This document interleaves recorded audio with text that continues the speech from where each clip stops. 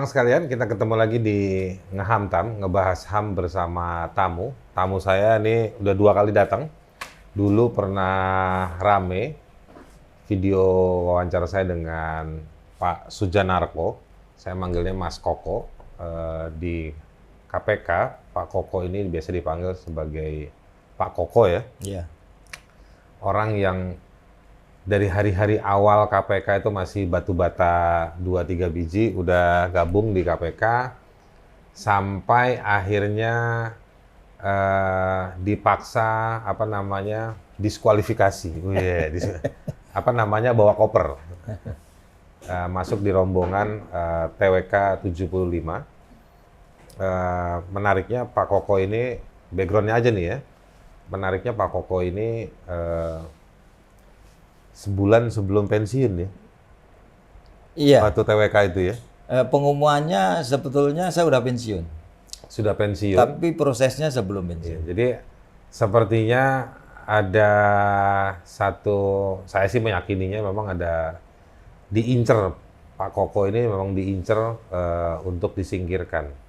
Padahal kalau mau dibungkus rapi dengan paket pensiun kan sebenarnya selesai juga ya.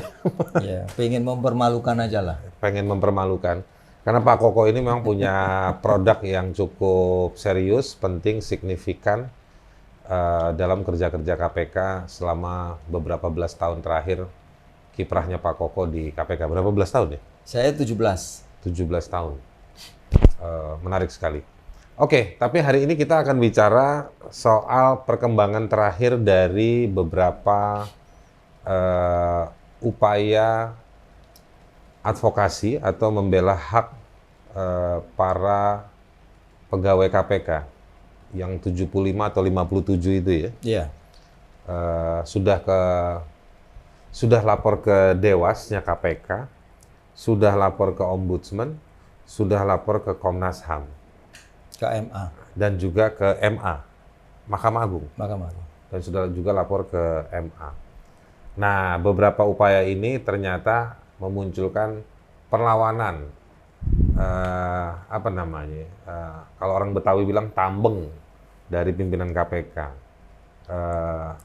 Balelo, orang Jawa bilang kira-kira gitu, nggak mau ngikutin alur penegakan hukum yang sudah ditapaki oleh Ombudsman maupun oleh Komnas HAM. Kira-kira begitu ya? Iya. Jadi itu singkat aja, Pak Koko. Ini lapor ke Ombudsman, awalnya lapor ke Dewas ya? Iya.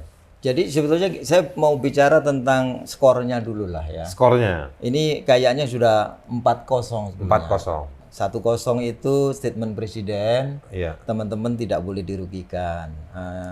0-2 itu putusan MK yang menyatakan teman-teman nggak bisa diganggu gugat.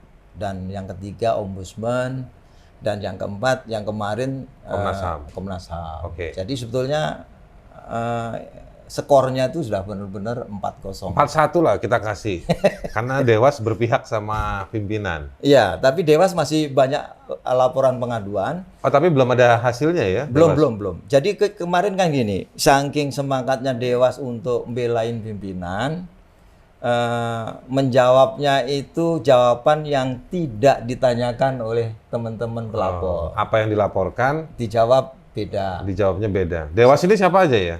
Ada Tumpak, ada Tumpak ini bekas KPK juga ya? Mantan pimpinan juga. Albertinaho, bekas Samsudin Haris. Ada Lipi, Prof. ya? Isa, Prof. Isa, UI. Satunya lagi Harjono, mantan hakim. Oke, oh iya betul. Hakim MK itu ya? Ya, makamnya MK. Jadi udah banyak laporan ke Dewas itu ya? Banyak. Saya menandatangani laporan ke Dewas kayaknya 5 atau 6 laporan. Tapi pernah diperiksa?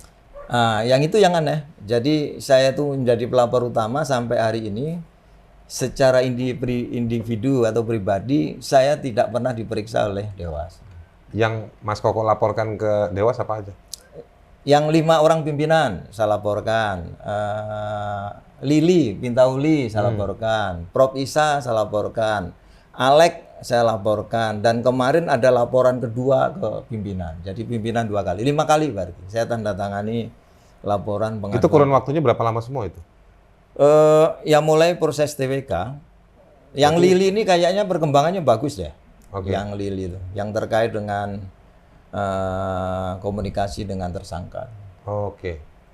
Nah, jadi udah ada 5 laporan, tapi Mas Koko sendiri nggak pernah diperiksa oleh Dewas? Lah Dewas tuh khusus yang untuk laporan kita pimpinan, yang diperiksa itu admin-admin yang junior-junior itu.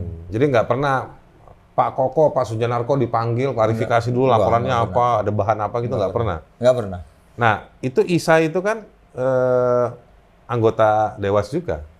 Nah itu, jadi saya sebetulnya sebelum melaporkan Isa, saya menghadap ke Dewas untuk berdiskusi. Di situ ada Isa juga, di forum itu saya sampaikan, Isa melanggar kode etik. Pak Koko sampaikan? Saya sampaikan. Jadi saya juga agak vulgar juga karena saya sampaikan, Isa itu, Anda itu adalah majelis etik. Majelis etik itu tidak boleh berpendapat terkait dengan subjek yang potensial di sidang di etik. Jadi harus imparsial gitu. Lah, Isa kan memihak. Bikin statement yang belum disidangkan menyatakan pimpinan tidak bersalah. Ambil kesimpulan. Nah, pendapat Dewas, Isa itu katanya mewakili pribadi. Padahal di kode etik KPK terkait dengan integritas, salah satunya pegawai KPK tidak bisa melepaskan diri dari kewajibannya sebagai pegawai. Walaupun itu di rumah. Jadi walaupun itu di luar kantor, dia harus bisa sebagai orang KPK. Oke. Dia udah baca belum? Kayaknya mungkin nggak sempat baca, atau padahal yang membuat Dewas itu pada etiknya. Iya. Harusnya sih baca ya, orang dia lawyer, dosen, jadi kan mesti tahu, baca-baca aturan. Selain Mas Koko melaporkan 5 hal ke Dewas, ada nggak laporan-laporan lain dari teman-teman ke Dewas terkait dengan soal tes wawasan kebangsaan ini? Rata-rata ini ya, 57 itu kompak gitu. Jadi laporannya biasanya diatasnamakan 6 orang, 7 orang gitu. Nah, kita juga sebetulnya sudah kirim surat ke Presiden itu bulan lalu, dan minggu depan akan kita kirim surat lagi ke Presiden, akan ditandatangani oleh 57 orang yang menyatakan Presiden untuk segera menindaklanjuti temuan Dewas. Dan saya lupa, satu lagi ini yang mau disidangkan, kita juga mempersengketakan akses informasi. Jadi ini juga kita dapat kabar dari Komite Informasi Pusat, Komisi Informasi Pusat, itu mau disidangkan. Jadi laporan dianggap lengkap dan mau disidangkan. Soal apa itu? Ya ini kan aneh banget, teman-teman itu meminta data-data pribadi hasil TWK nggak pernah dikasih. Iya betul. Padahal itu hak loh. Betul, setiap orang harus dapat. Itu nggak usah diumumin ke media, tapi setiap orang harus dikasih tahu. Sampai hari ini kita nggak dapat. Nah itu kita persengketakan di Komisi Informasi Pusat. Oke, Dewas udah sebagian jalan, sebagian nggak jalan. Laporan-laporan tersebut. Terus teman-teman juga sudah, karena memang di Dewas ini nggak progres, nggak bisa melindungi haknya teman-teman. Teman-teman ada melaporkan ke Ombudsman ya? Ombudsman. Dan hasilnya Ombudsman kan kemarin sebetulnya telak banget itu. Jadi ada 3 yang paling utama ya, menyalahgunakan kewenangan. Dan sebetulnya kalau menyalahgunakan kewenangan itu diatur di Undang-Undang AUPB ya, tahun Asas-asas umum pemerintahan yang baik dan benar. Dan penyalahgunaan kewenangan itu adalah pelanggaran berat. Iya. Dan bisa dipecat. Jadi kalau itu sebetulnya Ombudsman serius dan itu minta penetapan pengadilan, 5 pimpinan bisa dipecat. Jadi itu temuannya ada pelanggaran berat administrasi pemerintahan? Ada 3. 1 penyalahgunaan kewenangan, penyimpangan prosedur, dan yang ketiga itu penyalahgunaan kewenangan, maladministrasi. Dan 3-tiganya itu dilakukan oleh para pimpinan KPK? Para pimpinan KPK. Yang 5 orang itu ya? Sebetulnya yang paling parah temuan Ombudsman, temuan Komnas HAM. Karena temuan Komnas HAM ada 12 pelanggaran 11 pelanggaran HAM. Itu benar-benar sudah melanggar Undang-Undang KPK, khususnya pasal 5. Karena pasal 5 itu sebetulnya sudah diatur dengan jelas, pimpinan KPK, insan KPK itu harus menghormati prinsip-prinsip hak asasi manusia. Diatur di jelas itu di pasal 5. Dan sanksinya jika pasal 5 itu dilanggar? Ya tercela, itu sebetulnya bisa di sidang. Pimpinan KPK itu kan bisa diberhentikan dalam konteks melakukan perbuatan tercela. Nah, kalau melanggar undang-undang sendiri, sebetulnya bisa ini. Nah, Saya sebetulnya hari ini lebih senang menyebut pimpinan KPK itu sebagai pelanggar HAM. Jadi mereka pelanggaran. Nggak apa-apa kita iya, sepakati mereka aja. pelanggar HAM. Bahkan 11 loh. 11 pelanggaran HAM. Iya, iya. Nah, si para pelanggar HAM ini sekarang masih mimpin kan? Nah, masih mimpin. Jadi dia sedang mimpin, padahal dia telah melanggar undang-undang yang mengatur dirinya sendiri. Undang-undang 19 nomor tahun 2020. Loh, ini ruwet dong kalau misalnya para pelanggar HAM memimpin satu lembaga untuk penegakan hukum di bidang korupsi. Koruptor-koruptor yang ditangkap nanti bisa melawan kan? Ya, tidak hanya itu, bahkan sekarang banyak KPK luar negeri ya, anti corruption body di internasional itu, para penyidik-penyidiknya sudah banyak kontak secara pribadi dengan penyidik-penyidik KPK mempertanyakan kok bisa itu lembaga anti korupsi itu melanggar HAM. Dia pertanyaan internasional udah banyak banget karena kan datanglah ke Indonesia bilang untuk belajar. Mumpung bandara nggak ditutup sama Lord Luhut. Ya. Dan kalau belajar ke pelanggar HAM kan jadi tepat ini kan mereka ahli semua tuh 5 orang itu ahli pelanggar HAM. 11 loh ya. 11 hak yang dilanggar. Iya. Nah ini yang bisa memecat mereka siapa? Presiden. Presiden ya bisa. Sebetulnya presiden buat perpu bisa. Kalau atau ketetapan pengadilan bisa. Berarti kalau presiden tidak memfollow up, sebetulnya teman-teman atau masyarakat luas bisa ngajukan gugatan dong? Iya, iya. Dasarnya sebetulnya ada yang paling bisa sebetulnya undang-undang AUPB tadi ya. Administrasi pemerintahan yang baik tadi. Asas-asas umum ya. Asas-asas umum pemerintahan yang baik. Itu bisa minta penetapan pengadilan. Dan itu sebetulnya yang paling efektif untuk minta itu ombudsman. Jadi tapi ombudsman kan rekomendasinya kalau saya baca minta pembinaan kayak belum. Ombudsman ya? Itu kemarin belum rekomendasi. Jadi yang saya baca tuh laporannya Komnas HAM. Iya. Jadi ombudsman itu sebenarnya tahapannya itu voluntary. Jadi kemarin memberi kesempatan KPK untuk melakukan voluntary. Berapa lama? Itu 1 bulan koreksinya, terus meninjak ke monitoring dan evaluasi 2 bulan. Jadi 3 bulan. 3 bulan. Kalau 3 bulan nggak lakukan, rekomendasi yang wajib dilakukan. Lah pada saat rekomendasi nanti tidak dilakukan, maka ombudsman itu bisa datang ke pengadilan untuk minta penetapan. Jadi ini sebetulnya semakin ke ujung, ombudsman itu semakin kuat, semakin strong rekomendasinya. Nah sekarang misalnya, saya ngomongin soal dikembalikan dulu ke KPK. Memperbaiki ya tadi ya? Iya, memperbaiki. Idealnya seperti apa itu, Mas Koko, memperbaikinya? Ya harusnya patuh aja terhadap beberapa poin-poin yang disampaikan oleh ombudsman. Ini kalau kita simulasikan, harus ada TWK baru? Enggak. Ombudsman itu kan menyatakan bahwa TWK itu bermasalah. Artinya nggak boleh lagi ada TWK seperti ini. Jadi yang pertama ini, cabut ya Perkom 652. Yang memecat teman-teman. Cabut Perkom 01 yang memfasilitasi TWK itu. Memfasilitasi TWK.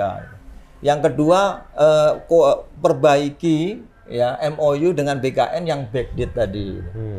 Jadi kira-kira yang manipulatif itu. Manipulatif. Itu sebetulnya pemalsuan dokumen kan, bisa pidana itu. Bisa pidana. Nah, ini semua yang diminta dikerjakan oleh pimpinan KPK sendiri ya? Iya, dan akhirnya pimpinan menjawab dan jawabannya nggak relevan. Iya, saya melihat bahwa ada bantahan-bantahan dari pimpinan KPK terhadap hasil ombudsman. Dan nggak relevan. Saya malu banget lihat bantahan pimpinan karena kayak nggak ngerti apa yang kayak orang nggak berpendidikan, saya katakan. Karena mungkin mereka adalah pelanggar HAM. Atau mungkin itu ya. Contohnya ini, di Undang-Undang Ombudsman jelas, pelapor itu warga negara. Jadi pimpinan menganggap para pelapor ke ombudsman itu nggak punya legal standing. Nah, itu menurut saya kan, aduh ini Yang kedua, KPK itu nggak punya kompetensi untuk mengevaluasi maladministrasi. Itu bales itu, ombudsman katanya melakukan maladministrasi. Jadi kan kompetensi orang lain diambil alih seakan-akan dia paham. Saya sebenarnya mau protes sama ombudsman. Kalau temuannya pelanggaran berat administrasi ya, Penyalahgunaan wewenang. penyalahgunaan wewenang. Kenapa dimintakan waktu sampai 2 bulan? Kenapa? Masalahnya begini, sebenarnya pertanyaan saya tuh, teman-teman rela nunggu 2 bulan atau 3 bulan? Itu karena bunyi undang-undang. Jadi sebetulnya gini, itu di aturan undang-undang ombudsman itu tidak ada. Jadi itu dibuat oleh SOP ya, per ketua ombudsman. Oh, jadi aturan internalnya Aturan ombudsman. internal. Jadi di undang-undang ombudsman ini harusnya langsung rekomendasi. Iya. Nah, karena dulu mungkin bermasalah gitu, dibuatlah aturan internal. Jadi ada. Tapi kan begini, ya oke itu aturan internalnya ombudsman. 2 bulan ini kan bisa ada nanti, menurut saya pimpinan KPK si para pelanggar HAM ini kan dapat waktu 2 bulan untuk manuver, untuk membelok-belokkan tindak lanjut dari ombudsman itu. Iya, iya. Tapi kalau menurut saya gini, pimpinan itu kan, kalau menurut saya, mohon maaf, ini agak merendahkan presiden. Jadi di statement Nurul Gufron itu Yang yang belum cukup umur itu yang belum cukup umur dan pelanggar HAM lah. Pelanggar HAM. Pelanggar 11 pelanggaran HAM itu. Itu menyatakan dia nggak punya atasan. Atasannya lampu dan langit-langit. Lah itu menurut saya pernyataan yang sangat menyinggung. Dia lagi ngeludruk. Ya, di undang-undang kan dia ranah eksekutif. Iya. Karena eksekutif itu kan atasan KPK, kan presiden. Di undang-undang kan yang bukan KPK, lampu, presiden kan bukan langit-langit. Undang-undang KPK yang baru juga makin menegaskan bahwa presiden itu atasannya mereka. Iya. Jadi sepertinya para pelanggar HAM pun itu tidak mengakui itu presiden sebagai atasannya. Masa langit-langit dan lampu? Iya. Menurut saya agak aneh. Imajinasinya agak buruk ya. Selain dia juga pelanggar HAM, menurut saya imajinasinya buruk kalau cuma langit-langit dan lampu. Dan kurang membaca lah, saya nggak tahu. Para pelanggar HAM itu malas membaca seperti apa, sehingga menanggapi ombudsman dan itu dibaca publik, tanggapannya sangat memalukan, nggak relevan. Nah sekarang kalau laporan Komnas HAM yang menyebutkan bahwa 5 pimpinan ini secara implisit kan dia mau bilang 5 pimpinan KPK ini pelanggar HAM, ya kan? Iya. Nah, apa follow up rencana teman-teman melihat laporan Komnas HAM itu? Ya, Komnas HAM itu memang gini, Komnas HAM itu kualitas rekomendasinya itu beda dengan ombudsman. Kalau ombudsman tadi ada proses diskusi ya, ada proses banding. Kalau Komnas HAM rekomendasinya itu tidak diberikan terhadap kompeten partisnya. Jadi KPK itu nggak mendapat. Jadi rekomendasi Komnas HAM itu diberikan langsung ke atasan KPK, yaitu presiden. Iya, Komnas HAM mau menyerahkan itu kan? Atau sudah barangkali ke presiden? Nah, ini yang saya tidak tahu. Ya, sebetulnya yang dibutuhkan teman-teman 75 itu hanya dispo di surat Komnas HAM tadi yang ke presiden, menyatakan presiden segera tindak lanjut, selesai. Iya. Sebetulnya hanya satu kalimat, segera tindak lanjut sesuai rekomendasi, selesai. Jadi hari ini situasinya adalah kalau ngikutin laporannya ombudsman masih menunggu responnya pimpinan para pelanggar HAM ini, pimpinan KPK. Yang kedua kalau dari Komnas HAM tinggal menunggu responnya presiden. Yang di KPK saya koreksi, yang KPK kan kesempatan respon sudah nggak ada. Karena kan diberi waktu 1 bulan untuk melakukan respon, tapi responnya itu tidak relevan. Dan itu pasti diabaikan oleh karena ombudsman. waktu sudah lewat ya. Sudah lewat. Sehingga ombudsman itu sebetulnya dalam konteks sekarang menuju ke resolusi dan evaluasi. Resolusinya itu apakah yang yang diusulkan oleh ombudsman itu ditindaklanjuti, nggak ada lagi berbalas pantun. Jadi kira-kira ini masuk ke action plan. Jadi ke depan ini gimana nih situasinya? Kalau dengan perkembangan di ombudsman, tambahan tadi ya, perkembangan di Dewas, Ombudsman sama Komnas. Dugaan saya nanti pasti mereka akan menggunakan Dewas untuk menihilkan kerjanya Ombudsman dan Komnas HAM. Dugaan saya ya. Ya beda banget lah. Contohnya gini, Ombudsman, Komnas HAM itu pengawas eksternal. Iya. Ya, satu terkait dengan administrasi, yang kedua terkait dengan human right. Iya. Lah, Dewas itu pengawas internal. Iya. Ini bisa dibayangkan temuan BPK nggak dianggap karena dibantah oleh pengawas internal lembaga. Nyambung nggak? Nggak nyambung. Jadi BPK menyatakan rekomendasi ada korupsi di sana, pengawas internal nggak ada korupsi, selesai. Iya. Tidak seperti itu. Jadi kalau Dewas sampai menihilkan temuan dari dua Ombudsman lembaga dan tadi. Komnas HAM, Dewasnya yang perlu dirobohkan. Karena pasti dia nggak punya kompetensi. Dewas pasti nanti dia nggak punya menjadi etikat pelindung pelanggar HAM tadi itu ya. Ya jadi nggak punya etikat baik. Iya, iya. Jadi nggak punya etikat baik. Yang kedua nggak punya kompetensi. Tapi kan bukankah ini semua settingan yang sudah kita duga di balik agenda Undang-Undang KPK yang baru? Ya saya mengistilahkan mereka sedang berbulan madu. Jadi antara para pelanggar HAM, antara Dewas dan undang-undang baru ini sedang berbulan madu. Jadi ya itu Lagi potretnya. FGD. Lagi fokus group discussion nih mereka nih. Iya. Tapi menurut saya ini menarik. Inilah bukti dari kenapa kita kritik Undang-Undang KPK yang lama. Iya. Dan ini Ya, kan ini sudah simulasinya kayak begini kan nih, kacau. Iya sudah bukti. Ini sudah terbukti kok. Sekarang ini, bayangin kepercayaan publik terhadap KPK itu sekarang sudah di bawah Pemda. Iya. Bayangin, Pemda yang buahnya kita tangkepin itu lebih dipercaya publik loh dibanding KPK. Iya. Nah sekarang kalau para pelanggar HAM itu ngomong apapun ke publik, mana ada orang percaya? Nggak percaya. Kemarin Apalagi kita, memang terbukti banyak bohongnya juga. kemarin kita wawancara teman-teman Gerak Aceh ya. Gerakan Anti Korupsi Aceh tuh. Mereka kirimkan temuan dan bikin laporan atas temuan mereka senilai 2,7 triliun. 13 proyek untuk multi years 3 tahun. Nggak ada follow up. Iya. Nggak ada follow up. Ya karena penyidik yang kompeten sudah disingkiri. Disingkirin. Jadi yang memang yang follow up waktu itu lah teman-teman yang disingkirkan di dalam 75 ini. Iya. Jadi begitu 75 ini disingkirkan nggak ada lagi yang follow up. Nggak ada. OTT sekarang udah nggak ada. Nggak ada.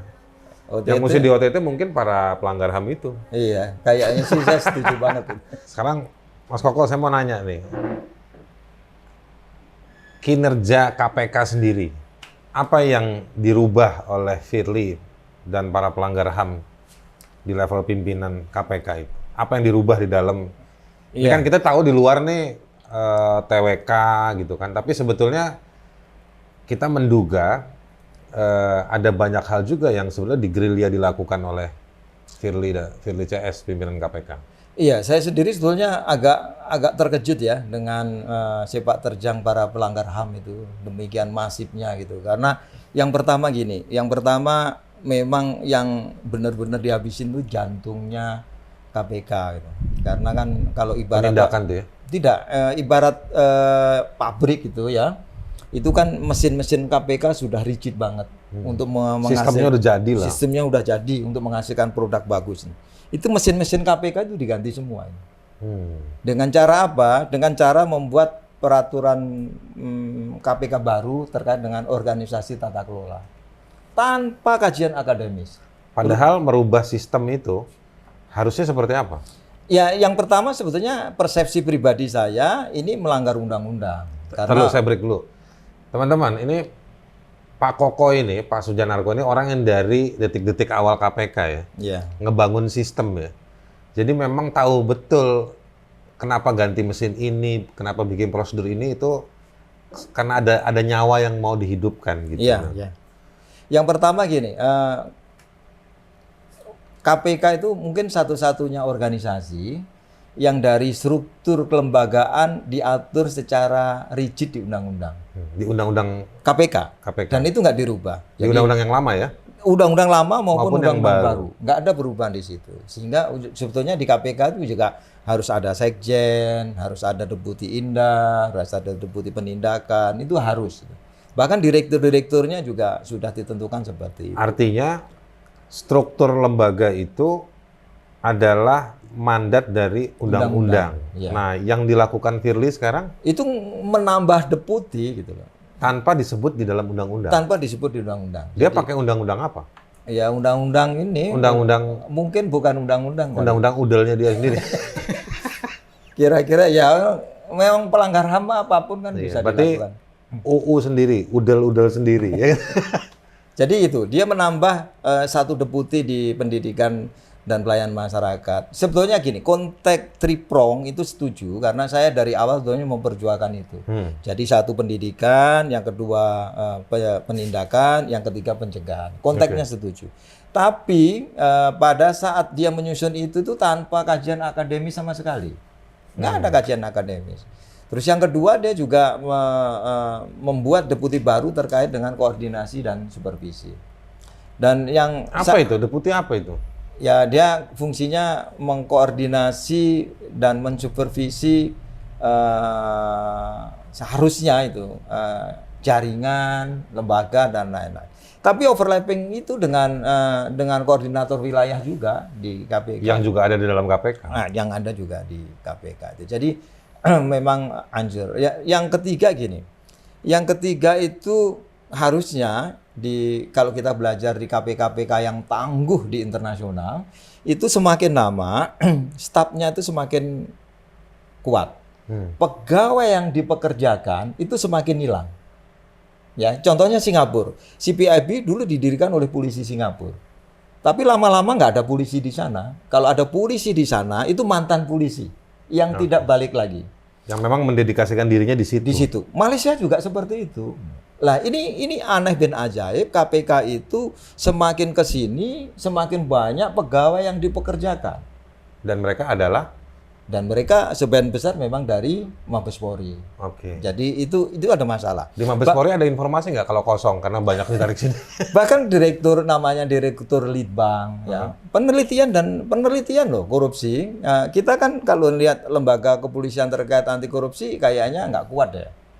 Terus direktur pendidikan itu juga dari polisi gitu. Ini saya tidak meremehkan polisi tidak gitu. Tapi kan lembaga polisi kayaknya diklat itu untuk internal deh. Bukan pendidikan untuk masyarakat gitu. Jadi kayaknya kompetensi Tapi kan sekarang vaksin aja polisi masuk ke kampung-kampung.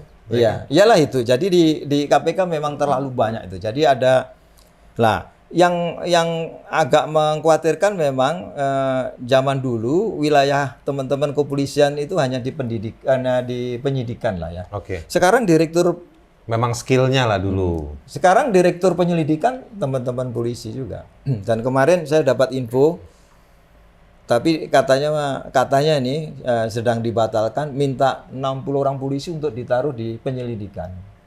Dan ini Firly minta ke Mabes Polri nambah 60 orang polisi lagi untuk penyelidik, bukan penyidik loh. Kalau penyidik oke lah, itu kan memang dari dulu polisi di KPK mendominasi. Tapi penyidik itu hal baru.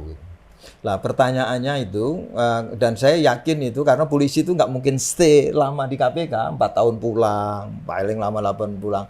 Itu kompetensinya nggak akan tertinggal. Knowledge-nya nggak akan tertinggal. Jadi sampai kapanpun itu KPK tetap jadi junior aja, karena tidak ada orang yang semakin ahli, semakin hebat. Kalau begitu Firly ini bisa membuat KPK menjadi kantor Polres atau Polda baru ini. Saya juga persepsinya seperti itu sih. Iya. Saya nggak tolak itu. Oke, balik ke topik kita yang terakhir nih. Jadi Firly dan pimpinan KPK itu membuat deputi yang tidak ada di undang-undang. Lalu membuat unit-unit atau satuan kerja yang menduplikasi dari satuan-satuan atau unit kerja yang sudah ada. Iya, banyak overlapping lah pekerja. Dan akibatnya sekarang sibuk di dalam dan tidak ada produk yang signifikan terhadap praktek korupsi itu sendiri ya. Iya. Yang paling parah adalah aturan internal terkait dengan perjalanan dinas. Itu kemarin benar-benar membunuh karakter unik pegawai KPK. Kenapa? Jadi pegawai KPK itu kan karakter uniknya tidak mau dibiayai. Kalau presentasi tidak mau presentasi ke tempat orang, nggak mau dibayarin, nggak mau diajak makan, nggak mau dijemput. Itu sekarang dibalik sama pelanggar HAM ini, itu membuat aturan baru yang paling utama adalah minta dibiayai oleh pengundang. Sekarang begitu. Sekarang begitu. Saya punya eksplisit aturannya ngomong seperti itu. seperti itu. Malah di poin, kalau pengundang nggak punya duit gitu, baru KPK membiayai. Tapi yang pertama pengundang wajib membiayai. Lah, saya punya cerita menarik nih. Di KPK tuh di awal-awal, kalau kita makan di luar negeri, apalagi bersama orang, itu nggak bisa direimburse. Menjadi tanggung jawab pribadi. Dulu. Zaman dulu. Saya mau cerita pribadi nih. Dan itu uang saku hanya Rp60.000 per hari. Rupiah loh per hari. Kalau misalnya kita Di ke dolar, Oslo, ke Jepang yang hidupnya mahal, ya, nanggung sendiri tuh. Nanggung sendiri. Nah, suatu saat gini, saya di Hong Kong, berdua dengan yang sekarang jadi Deputi Pencegahan di PPATK Muhammad Sigit. Lah, oleh Konjen Hong Kong diajak makan. Konjen Hong Kong tuh ramah gitu. Pak Yan Marinka tahu ya? Oh, Yan Marinka yang sempat jadi jam. Udah nggak lagi. Oh, nggak lagi. Lah, itu diundang. Diajak makan lah di Hong Kong. Ada 16 orang. Nah, dalam konteks tentu biasanya tamu Pak Yan pasti membiayai. Lah, saya itu si Malakama nih. Si Malakamanya itu uang saku cupet. Iya. Terus nggak bisa dibayarin nggak boleh. Dibayarin nggak boleh. Mau bayar sendiri duit nggak cukup. Terus integrity. Iya. Nah, akhirnya sodok-sodokan berdua. Sodok-sodokin. Sama si teman Sama PPATK. Sigit. Patungan ya, patungan. Oke. Ya udah. Jadi iya itu masalahnya dan saya bangga gitu. Nggak ada rasa menyesal. Itu malah begitu saya pulang ke kantor itu, integriti saya naik. Iya. Kepercayaan diri saya naik. Naik meskipun dompet kempes. Lah, maksud saya gitu. Iya. Jadi inilah yang sekarang dibalik oleh Firly. Lah, bisa dibayangin ini pegawai KPK ini kalau jauh misalnya ke Sulawesi yang kabupatennya, ya nggak bisa balik hari, ya dia harus menginap, ya dibiayai ini tamu, dibiayai oleh panitia nih. Terus malam diajak makan di restoran itu, gimana rasanya pegawai KPK minta kopi, tolong minta itu dibayarin orang lain, itu hancur banget itu. Jadi saya termasuk yang protes sangat keras lah terkait dengan aturan baru perjalanan dinas. Dan itu benar-benar membalikkan logika KPK yang menjadi lembaga yang sangat unik, yang berbeda dengan lembaga lain. Iya. Jadi kita nggak punya role model ya? Nggak punya role model. Dan dia alasannya gini, alasannya kita dapat protes dari BPK, pertanggungjawabannya itu tidak sesuai dengan yang diatur Menkyu. Itu kan masalah kwitansi, masalah administrasi gitu. Jadi solusinya bukan seperti membalikkan logika seperti itu. Iya. Jadi itu menurut saya. Jadi integritasnya nggak boleh tunduk pada administrasi. Nah, saya intentionnya kemana gitu loh. Ini yang jadi pertanyaan. Jadi sistemnya sudah dihancurin ya. Kalau kita ibarat pabrik itu layout mesinnya diobok-obok itu. Tentu kalau layout pabriknya diobok-obok, harusnya jadi BMW keluar APV. Nanti kan seperti itu. Iya. Iya kan? Baik, Mas Koko. Terima kasih banyak. Iya, makasih. Nanti nggak apa-apa kita ngobrol lagi ya. Siap. Karena saya tahu teman-teman yang 75 maupun 57 ini cukup tangguh dan ada Pak Koko di bagian dari 75 orang itu. Orang-orang sekalian, jadi yang kita ikuti, yang juga mungkin banyak dari Anda mendukung, buat teman-teman 75 pegawai KPK yang kena project TWK itu, mereka hari ini saya bukan mau bilang masih berjuang, tetapi mereka justru meraih banyak capaian-capaian dari perjuangan mereka berkat dukungan Anda semua. Tetapi juga kita harus ingat bahwa kemenangan, capaian-capaian advokasi teman-teman TWK yang 75 orang, yang juga dapat penghargaan dari AJI ya, 2-3 minggu lalu ya. Iya, Ci. Karena kegigihannya. Tasrif Award. Tasrif Award itu penghargaan untuk aktor dalam demokrasi, dalam memperjuangkan keadilan. Nah itu karena kegigihan. Tapi kegigihan ini juga sebagai wujud ya, sebagai manifestasi perlawanan terhadap, ini bukan melihat pada Firly Bahuri, Lili Pantauli, Gufron yang belum cukup umur, bukan. Tapi ini memang pada satu agenda bagaimana ngegembosin KPK. Ini dia gambarnya nih, ya kan? Nah, tapi ini apa namanya, kejadiannya, kerusakannya juga di tempat-tempat yang lain. Poin terakhir dari Pak Koko tadi menarik, bahwa selain menyingkirkan 75, ada banyak hal yang dirombak mesin kerja KPK yang kita tidak sempurna, tapi kita cukup menikmati di periode-periode yang lalu. Itulah sebetulnya perlawanan teman-teman 75 ini bukan perlawanan untuk menyelamatkan gajiannya mereka tiap bulan, tetapi perlawanan mereka adalah perlawanan bagaimana menyelamatkan negeri ini dari praktek-praktek korupsi yang Anda mungkin suka teriak atau suka menulis di komentar-komentar sosial media atau dimanapun.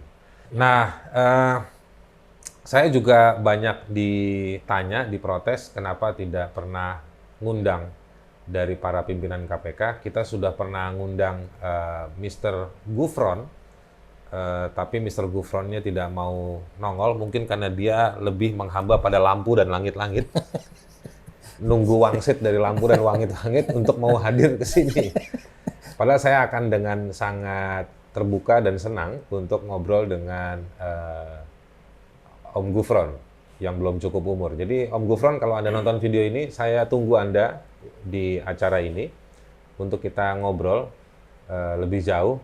Saya pengen tahu apa namanya, Pentium yang Anda gunakan untuk membalas semua temuan-temuan Komnas HAM dan juga Ombudsman. Selain itu, saya ingin mendedikasikan ya video ini untuk teman saya yang bikin karya ini. Ini nama kita manggilnya Kadir, tapi namanya Ari siapa saya lupa. Meninggal 17 Agustus karena COVID. Kadir orang yang dia seorang seniman, desainer yang sudah cukup lama, lebih dari 15 tahun pada isu-isu lingkungan hidup, hak asasi manusia, dan juga penegakan hukum. Nah, Kadir di tengah beberapa waktu ya sebelum dia kena COVID, dia tahu ada situasi, secara diam-diam dia membuat desain ini dan dia mengirimkan kepada seorang teman namanya Ali Nur Syahid. Dan kita baru tahu tadi malam ketika kita bikin tahlilan, doa bersama untuk Kadir secara virtual, Ali Nur Syahid membagikan karya ini. Jadi memang sengaja saya di tengah ngobrol dengan Pak Koko, saya ingin ada poster ini muncul sebagai bentuk dedikasi kepada orang yang memang punya komitmen. Jadi pemberantasan korupsi itu bukan kerjanya 75 orang. Pemberantasan korupsi itu adalah komitmen dan kegemesan kita semua. Kita akan ketemu di Ngehantam berikutnya.